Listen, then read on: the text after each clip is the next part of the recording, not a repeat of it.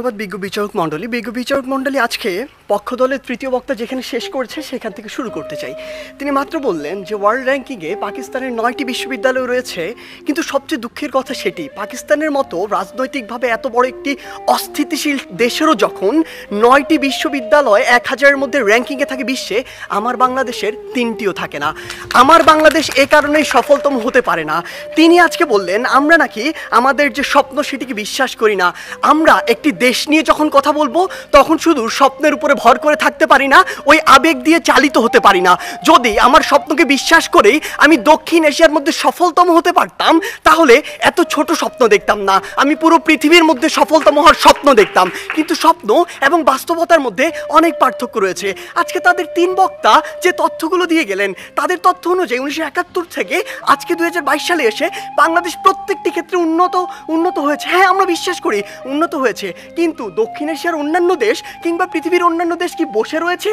বিজ্ঞ বিচারক মণ্ডলী একটু লক্ষ্য করুন, 2020 সালের তথ্য মতে বাংলাদেশের যে অর্থনীতি এটি হচ্ছে বিশ্বের 35তম বড় অর্থনীতির দেশ, যেটা 2035 সালে গিয়ে হবে বিশ্বের 25তম বড় অর্থনীতির দেশ।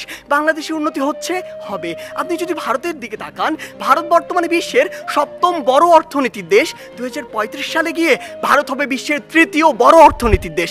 ভারত আপনার দিকে তাকিয়ে বসে রয়েছে না, দক্ষিণ এশিয়ার অন্যান্য দেশ বসে থাকছে না, পৃথিবীর অন্যান্য দেশগুলো বসে থাকছে না।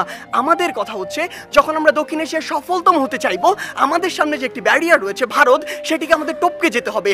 কেন আমরা যেতে পারবো না, কোথায় কোথায় সে বাধাগুলো রয়েছে সেগুলো নিয়ে আজকে আমরা কথা বলবো। তারা আজকে বললেন আমরা আন্তর্জাতিক অনেক স্বীকৃতি পেয়েছি। হ্যাঁ, আমরা অসংখ্য স্বীকৃতি পেয়েছি, কিন্তু আপনি এটি কেন বলছেন না যে ট্রান্সপারেন্সি ইন্টারন্যাশনাল 2021 সালে বলেছে দক্ষিণ এশিয়ার সবচেয়ে দুর্নীতিগ্রস্ত দেশ বাংলাদেশ। তারা বলেছে অন্তত আফগানিস্তানের পিছনে বাংলাদেশ রয়েছে, নেপাল, ভুটান এদের চেয়েও বাংলাদেশ বেশি দুর্নীতিগ্রস্ত দেশ। আপনি কেন এটি বলছেন না? বিগত 15 বছর ধরে আপনার দেশ থেকে যে পরিমাণ অর্থ পাচার হয়েছে তা দিয়ে আপনার দেশে 2 বছরের বাজেট দেওয়া যেত।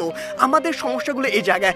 আপনি শিক্ষা নিয়ে কথা বলছেন, বাংলাদেশের শিক্ষা খাত যদি লক্ষ্য করুন, পৃথিবীর কোনো মধ্যম আয়ের দেশ, স্বল্পোন্নত দেশ কিংবা উন্নত দেশে জিডিপির মাত্র 2% শিক্ষা খাতে বরাদ্দ দেওয়া হয় না, বাংলাদেশে মাত্র 2% দেওয়া হয়। শুনে অবাক হবেন, এই 2%-এর অধিকাংশই চলে যায় আমাদের ওই শিক্ষক, কর্মকর্তা, কর্মচারীদের বেতন দিতে। আপনি যদি লক্ষ্য করুন যে আজকে কেন ভারত আপনার চেয়ে এগিয়ে থাকবে, আজকে এই পজিশন দাঁড়িয়ে পৃথিবীর যত মাল্টিন্যাশনাল কোম্পানি রয়েছে তাদের যদি একটি তালিকা করেন, সেরা 10টির অন্তত 9টিই পাবেন যেখানে ভারতের যারা রয়েছে তারা সিইও, কিন্তু বাংলাদেশের একটিও পাননি, আগামী 10 বছরেও পাবেন না। এই ক্ষেত্রে গুরুত্বপূর্ণ কিছু কথা রয়েছে যেগুলো আপনারা উপেক্ষা করে যাচ্ছেন। আপনারা কিভাবে ভারতের সাথে তুলনা করেন? একটু আগে একটি হাস্যকর কথা বলে গিয়েছেন যে ভারতে নাকি 0.2 মিলিয়ন অর্থাৎ মাত্র 2 লক্ষ মানুষ বিদ্যুতের সুবিধার কাছাকাছি যেতে পারেনি। আপনি একবার চিন্তা করেছেন ভারতের জনসংখ্যা কত?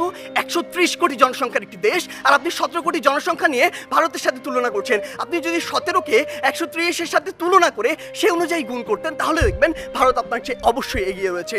আপনি আজকে কথা বলছেন বাংলাদেশের বিভিন্ন খাত নিয়ে, কৃষি খাতের কথা বলছেন।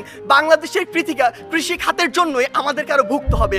বাংলাদেশের কৃষি খাতে আপনি এই জরিপে আর আপনার এই পরিসংখ্যানে যা দেখাচ্ছেন, কৃষকের কাছে যান সেটি দেখতে পাবেন না। কৃষক আজকে তার ধানে আগুন পর্যন্ত লাগিয়ে দেয়, এ হচ্ছে বাংলাদেশের অবস্থা। তাই বিজ্ঞ বিচারক মণ্ডলী, আমরা বিশ্বাস করি যে বাংলাদেশ দক্ষিণ এশিয়ার অবশ্যই সফল একটি রাষ্ট্র, তবে সফলতম হতে পারবে না। এর জন্য বাংলাদেশের আরো অনেক পথ পাড়ি দিতে হবে। ধন্যবাদ বিজ্ঞ বিচারক মণ্ডলী।